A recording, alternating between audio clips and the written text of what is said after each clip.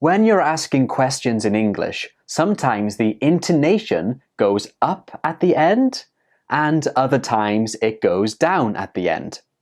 In this video, I'm going to give you a simple tip to help you choose which one to use. Do you like watching movies? What's your favorite movie? Did you catch the different intonation in those two questions? So why do you think the intonation changes? Well, it's all to do with the type of question.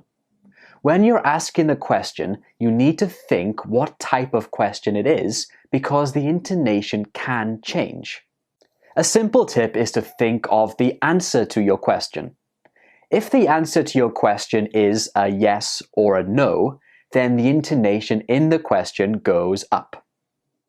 Questions that begin with can, is, are, have, or do usually require a yes or a no answer. Now let's look at a few yes-no question examples, and I want you to listen and repeat after me. Pay special attention to the intonation. Okay, let's go. Can you swim? Is that your phone? Are you busy? Have you seen that movie? Do you like reading? For questions that don't have a yes or no answer, the intonation needs to go down at the end. Questions that begin with words like what, when, who, why, and how cannot be answered with a yes or a no. So when you ask a question that begins with these words, your intonation needs to go down at the end of the question. Let's look at some examples, and again I want you to listen and repeat after me, paying special attention to the intonation. What's your name? When's your birthday?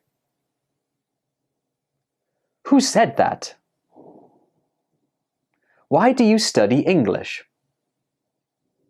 How do you feel today? To wrap up, for questions that need a yes or no answer, the intonation goes up at the end of the question.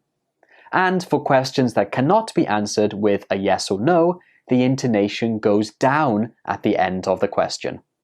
When you're asking questions in English, sometimes